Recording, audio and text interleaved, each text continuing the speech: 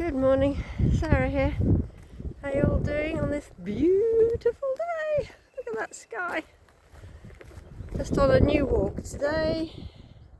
Ruffy being a bit slow because there are lots of new smells. And encountering some beautiful cherry blossom. Wow, look at that. And saying hello to Mugwort, who's still got her winter coat on. And it's funny, I was just thinking, it's funny how life kind of moves us along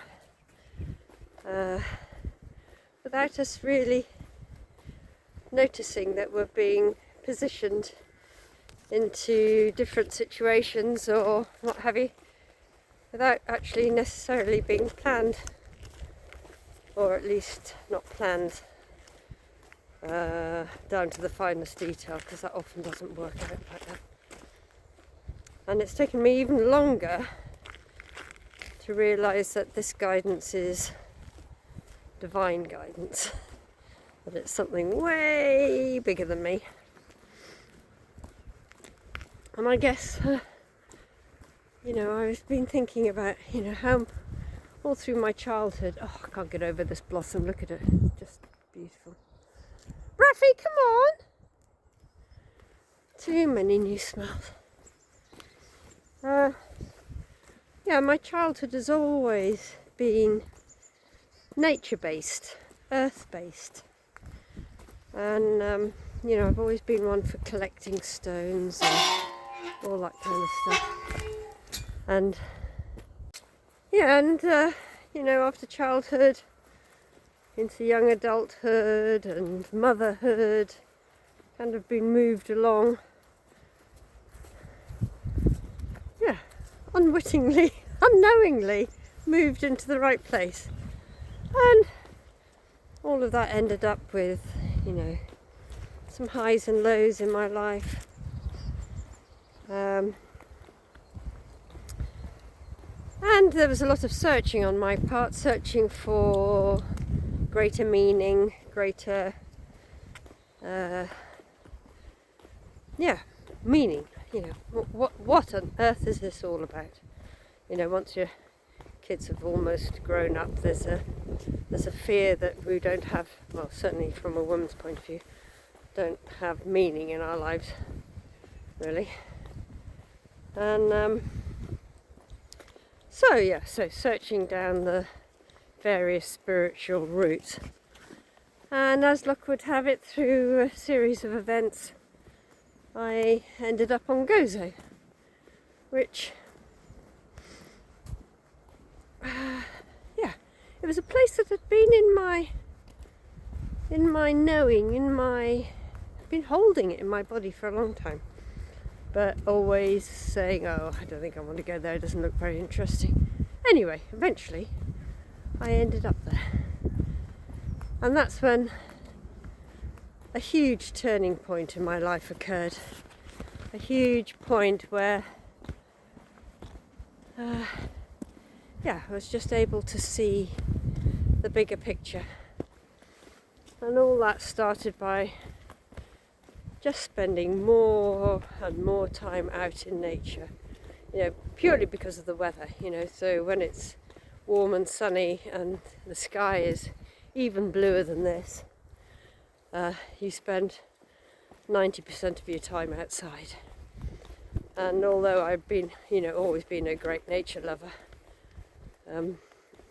in the UK, time outside is limited mostly to wet dog walks in the winter, and the summer months when we can enjoy the sunshine. But being on a Mediterranean island, 90% of my time was outside. And so I was really doubly connected to nature in this time. Come on. And spent many hours sitting with my feet in the sea, even if I wasn't swimming, even if it wasn't warm enough to swim, to just be sitting by by the waves, listening to the waves, listening to the wind. Yeah, it was this time that I really had a very, very strong connection to the seasons and watching every day how the wheel turns, and not just how the wheel in nature turns, but how the wheel in my life turns. And because I had the space to be more creative, although I'd always been, creative in some way, having gone to art school and what have you, and I found that having time to just allow that creativity flow without any perceived outcome, and collecting stones and making things out of twigs and finding scraps of fabric to make medicine dolls. And you had to be pretty inventive in a place like Gozo, because being a small island, everything's imported, so either you couldn't get hold of stuff that I was used to being able to just go down to the local art shop or whatever and buy things here. I either had to make the arduous trip to Malta to find the relevant shop, or and they didn't have online deliveries when I first went out there. You had to go and physically buy it from some garage and down some side street in a place that was almost impossible to find. Anyway, so it makes you more inventive, if you like. And so that my art materials became what I could find out in nature. And this really kicked off my whole new way of being, my whole new path. That, after the storms in the winter was time to find the big cowrie shells that were, empty because the octopus had eaten them and they get washed up on the shore in the winter. Or the time to go down to one of the secluded coves and pick up and drag great logs of driftwood back to make some kind of sculpture. And I did that for a while. I used to have exhibitions in the Citadel, big driftwood sculptures that I made, all from found objects, or painting on driftwood, or it was just made me so much more creative. And through that creativity, so my life had more meaning and explained a lot of the things in my life, and it led me down deeper and deeper down into this path of earth-based healing. And from there on, I started making drums and rattles and got into that whole process of healing in a much deeper level.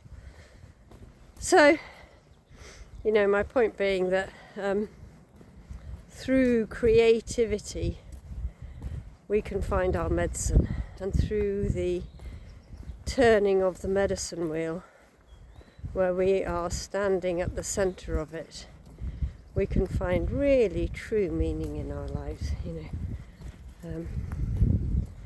or able to see in which direction we could be going in, which is more meaningful perhaps than blindly doing things that we feel we have to do in order to sustain life on a survival mode, if you like. So that's my thought for today, is that the medicine wheel keeps turning, and we're standing in the middle of our own wheel of life. And with each day we can assess where we are. So today I'm definitely standing facing the east, as I am actually. So the sun's behind me. Oh, that's it. It's 9:30 in the morning or something, so it's a little way off the early morning sunrise point, but I'm still facing east, and I do feel right now I'm feeling inspired. I'm feeling inspired to start new things in my life, whether it's planning workshops or whatever, thinking about writing a book. All those ideas, those are seeds being planted in the east direction. That is bringing on new beginnings, and I can feel the wind in my face as I walk. The wind's in the east. It's the element of air, which is uplifting.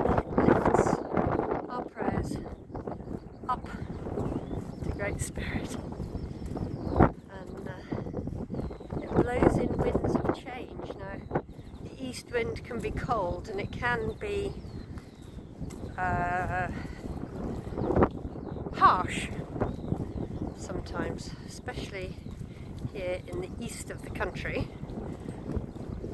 That cold wind can be pretty harsh at times, and so can new beginnings. Maybe it means that we have to leave something behind in order to make a new start, and I'm really feeling that now in March. I feel as if I've got a a grip on my momentum again. The winter was dark, and a time for reflection, and a time for I wasn't even really planning, I was just allowing things flow, ideas to come into my head to plant in the dark. And then now, as the sun is rising on this beautiful day, on this new year, because we're not far away from the equinox, that's next week, and the new moon. It's a place of balance. So I really feel balanced at this point. I feel as if, I can start that walk again around the wheel, feeling I've rested over that period while Mum was with me, and now she's in a secure, safe and really nice place, a really caring place that I can now regather my thoughts. So yeah, I invite you to, on a daily basis, just take a look at where you might be standing in the wheel. Are you facing south, which is about growth and healing? Are you transformation? Are massive changes coming for you with the fire energy? Look at that sun behind me. Or are you in the west, which is kind of beginning to reap the rewards of your efforts, maybe? Or it's the place of our ancestors, so deep ancestral healing.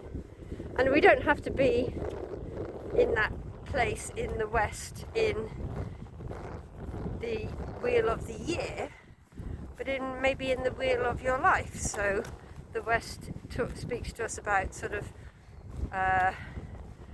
adulthood. Is this the place where you are making your best efforts to fulfill your life, or do you need to do some healing in order to really live a fulfilled life? Is it a time for you to kind of just hibernate if you haven't been well? Maybe is this a time to rest and to just prepare for a time of stillness to come? So the wheel has, huge potential for us to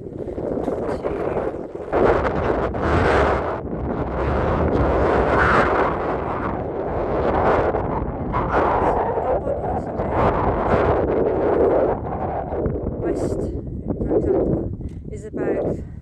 water and the water in our bodies. So, whether that's your kidneys or the flow of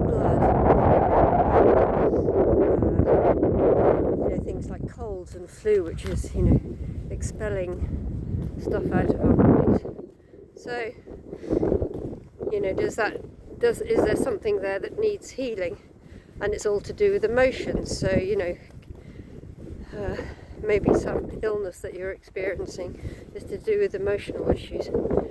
So there's an awful lot, there's so many layers of the wheel, and I'd really like to say that this has got nothing to do with any tradition in particular, although obviously it's rooted in all sorts of indigenous, we're all indigenous, but you know what I mean, maybe North American, South American, Siberian, Aboriginal, just every ancient peoples lived their lives by a wheel. But the teachings that I like to offer are not any tradition specific. They are an understanding of each and every one of them, and that we create our own perspective. Anyway, maybe that's a more detailed video for another time. But today, I'm really feeling as if I'm taking the first steps along into the East. New beginning on so many levels. I can't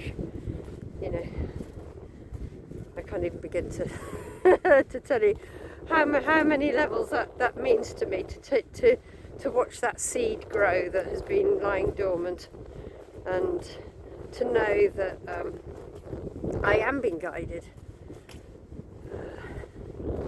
and to trust that process, that when things look dark sometimes it's for a reason. Sometimes those shadows that need healing and faced need to be faced so that we can start walking again in the direction of inspiration and new beginnings. Anyway, have a lovely day. Oh, it's cold but very beautiful here, and that cold is biting my face and it's saying put your hood up. Okay, have a lovely day. Ciao for now.